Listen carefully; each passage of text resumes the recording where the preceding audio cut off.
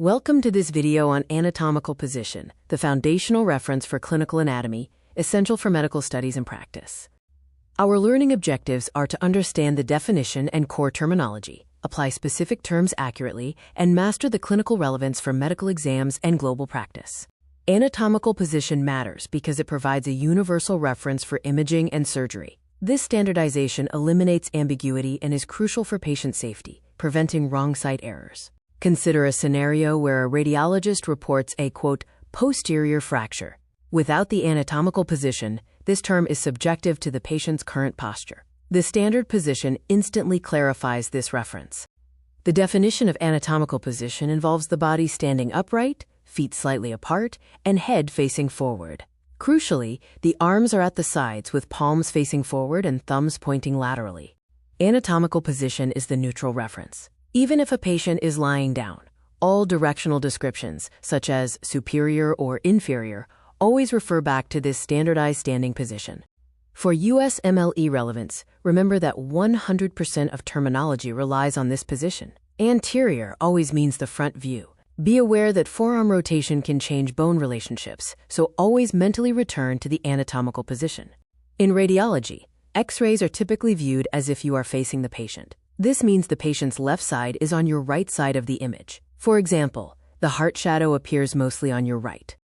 In surgical contexts, instructions like, quote, make an incision on the medial aspect of the thigh are precise only due to the anatomical position. This holds true regardless of how the leg is physically placed on the operating table. Key surface landmarks include the umbilicus, patella, and clavicle anteriorly, the scapula and popliteal fossa posteriorly, and the acromion and greater trochanter laterally.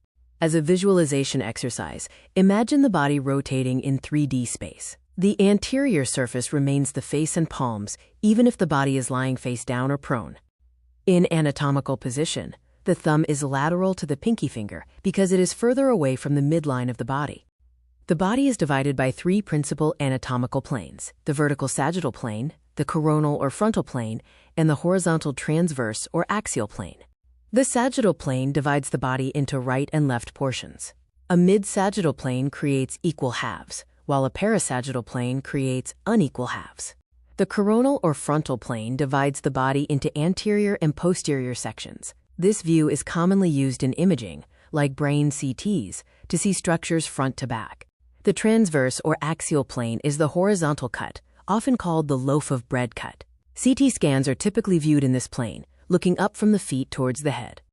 Oblique planes are any planes that pass through the body at an angle, not strictly vertical or horizontal. They are essential for specialized views, such as cardiac MRI or assessing complex fractures.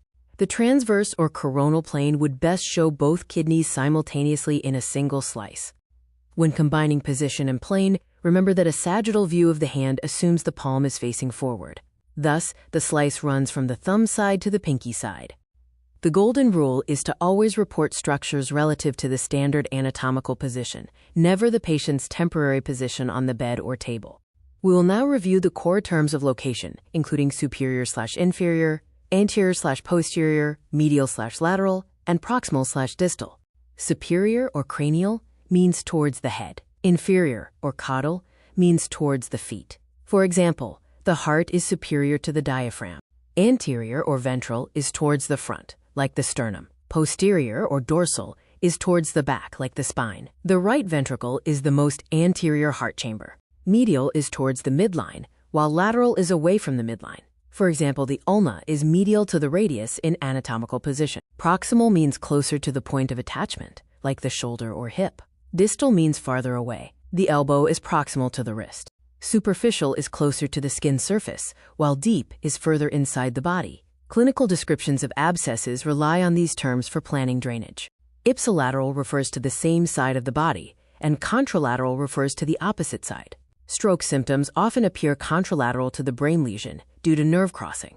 In a clinical case study, a stroke in the right motor cortex causes paralysis on the left side of the body, which is the contralateral side.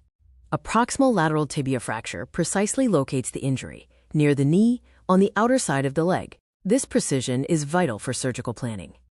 To match the terms, the nose is medial to the ear, the knee is proximal to the ankle, skin is superficial to bone, and the right hand is contralateral to the left foot. Next, we will cover anatomical movements, which are also always described relative to the established anatomical position. Flexion is decreasing the angle between bones or bending, such as bending the elbow. Extension is increasing the angle or straightening, such as straightening the arm.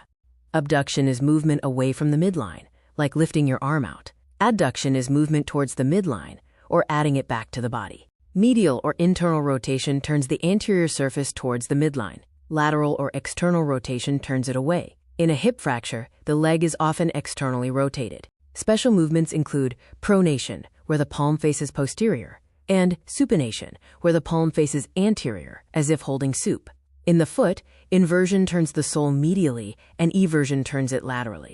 A clinical application is wrist drop, caused by radial nerve damage. This results in the loss of extensor muscles, leaving the wrist hanging in flexion. This video has covered the anatomical position, planes, location terms, and movements, which form the essential vocabulary of medicine.